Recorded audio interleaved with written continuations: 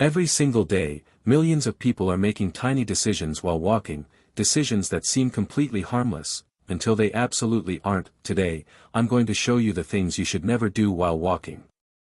And I promise you, number 4 is going to make you rethink something you probably did this morning. Stay with me. We walk an average of between 3,000 and 9,000 steps per day. That's thousands of moments where we're technically in motion, technically exposed, and technically capable of making a really terrible choice. I've done the research.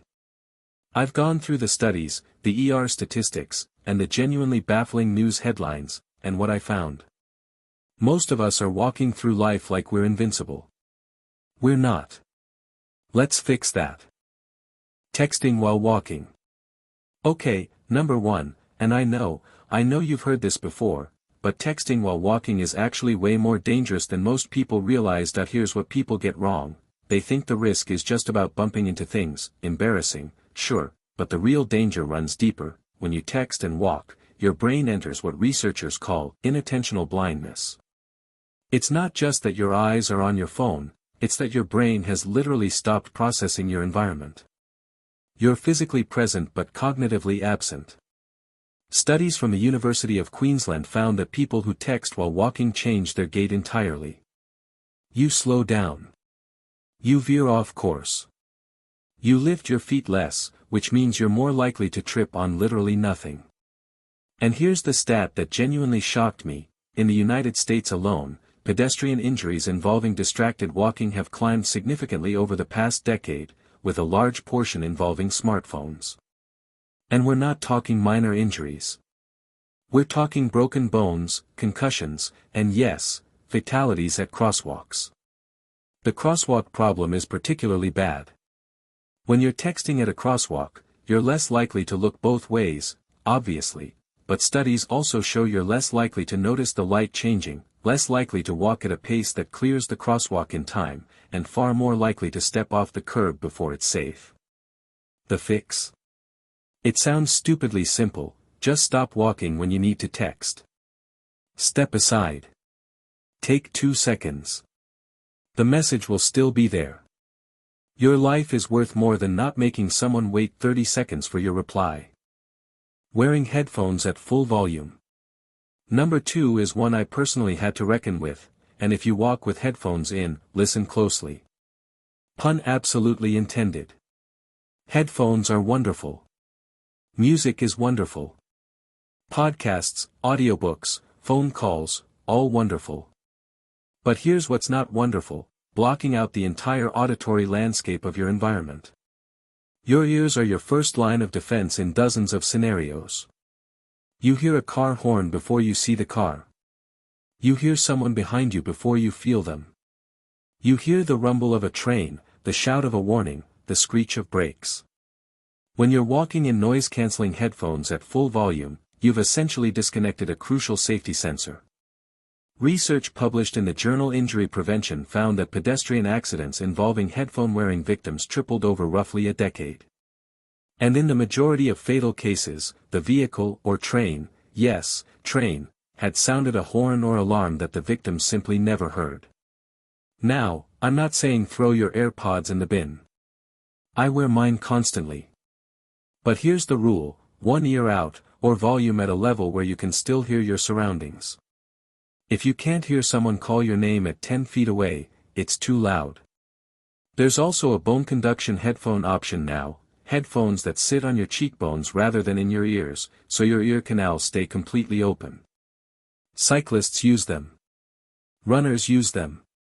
They're genuinely brilliant for exactly this reason. Protect your music. But protect your awareness more. Walking and eating.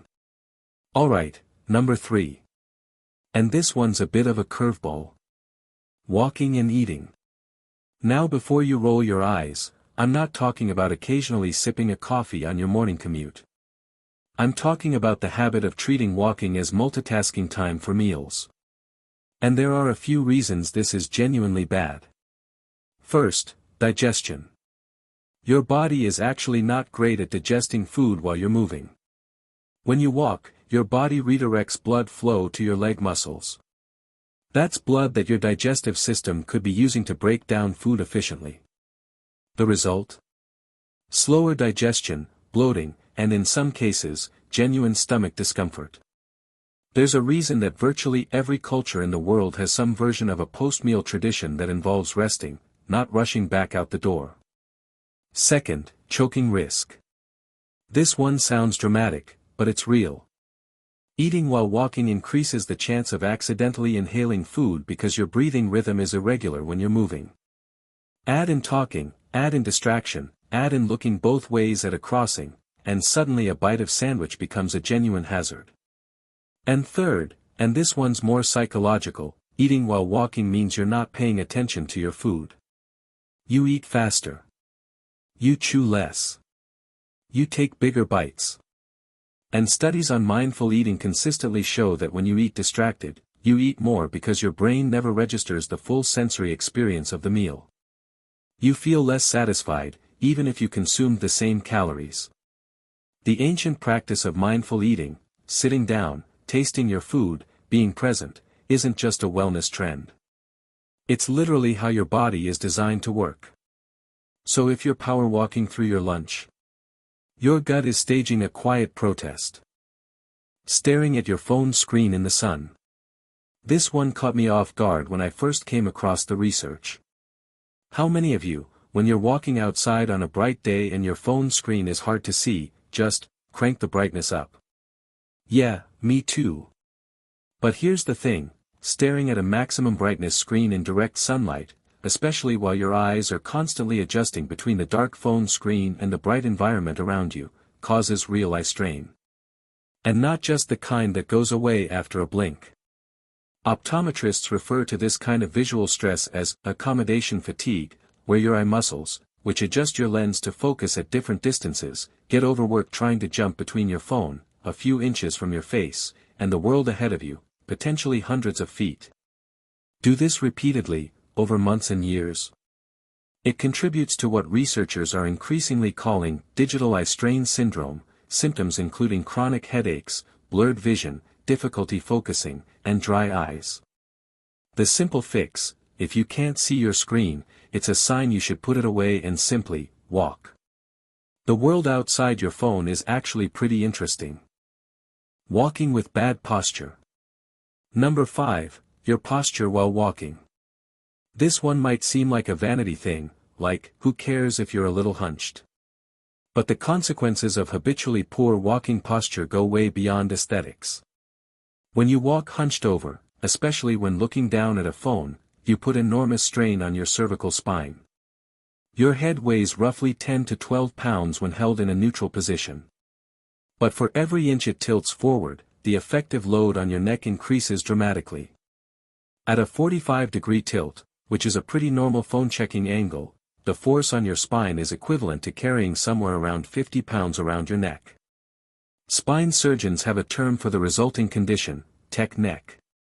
We're seeing a generation of younger people coming in with cervical spine degeneration that used to be associated with middle age, and the common factor is years of downward screen gazing while walking, sitting, and lying down. Chronic neck pain. Upper back stiffness. Tension headaches that never quite go away. Nerve compression that sends tingling down into your arms and hands. The fix starts with awareness. When you walk, your eyes should be forward and level. Your shoulders should be pulled gently back, not military rigid, just not collapsed inward. Your core should be lightly engaged, which protects your lower back. Walk tall. Literally. It takes about a week to build the habit. And your future spine will thank you enormously. Walking in the wrong footwear. Okay, number 6, and this one affects more people than almost any other item on this list. Footwear. Walking in the wrong shoes isn't just uncomfortable. It can cause long-term, compounding damage to your feet, knees, hips, and lower back. Here's the chain reaction: your feet are the foundation of your entire skeletal structure when you walk. When that foundation is unstable, think flip-flops with zero arch support, or heels that shift your body weight forward onto the ball of your foot, every joint above has to compensate. Your ankles roll. Your knees absorb shock they weren't meant to handle. Your hips tilt. Your lower back curves to compensate for all of it. Podiatrists report that flip-flops, despite their popularity, are among the worst footwear for regular walking. They offer no heel cushioning, no arch support, and they force your toes to grip the sole with every step, creating a shortened, unnatural gait that can lead to plantar fasciitis, Achilles tendon strain, and shin splints. And heels? We could do an entire episode. But briefly, regularly walking in heels of 2 inches or more shortens your Achilles tendon over time, meaning when you switch to flat shoes, you're actually more prone to injury because your tendon has adapted to the elevated position. The rule of thumb: if you're going to be walking more than a few blocks, wear shoes with proper arch support and cushioning. Your body will feel the difference by end of day. Walking while emotionally reactive. This one might surprise you because it sounds soft. Psychological, even. But the data backs it up completely. Walking while you're in an emotionally heightened state, furious, deeply anxious, mid-argument on the phone, significantly impairs your situational awareness. There's a fascinating concept in psychology called emotional tunneling. When you're experiencing a strong emotion, your attention literally narrows. Your brain prioritizes the emotional stimulus, the argument, the anxiety spiral, the upsetting news, and deprioritizes everything else. Including traffic. Including uneven pavement. Including people around you. Studies on aggressive driving have a parallel in pedestrian behavior. People who are emotionally dysregulated while moving through traffic, whether in a car or on foot, make demonstrably worse decisions. They cross streets faster without checking. They don't notice hazards. Their reaction times are slower. If you're on a phone call that's getting heated, step aside. If you've just received upsetting news, find somewhere to sit. Even 2 minutes of stillness to process before you continue walking can be the difference between a close call and a catastrophe. Your emotions deserve space. Just not in the middle of a crosswalk. Walking feels so automatic that we forget it's actually a complex interaction between your body, your mind, and your environment. We live in an era of constant stimulation, constant screens, constant audio, constant emotional input. And all of that is competing for the same cognitive bandwidth you need to move through the world safely. So here's my challenge to you: the next time you go for a walk, even just to the corner shop, even just to your car, try doing it with nothing in your hands and nothing in your ears. Just walk. Notice how much you actually see. Notice how much you hear. Notice how your body feels without being hunched over a screen. It's a different experience. A better one. Your walks are thousands of steps of your life. Don't sleepwalk through them. If this video helped you, share it with someone who needs to hear it. We all know that one person who's going to walk into a lamppost if nobody warns them. Like, subscribe, and I'll see you in the next one.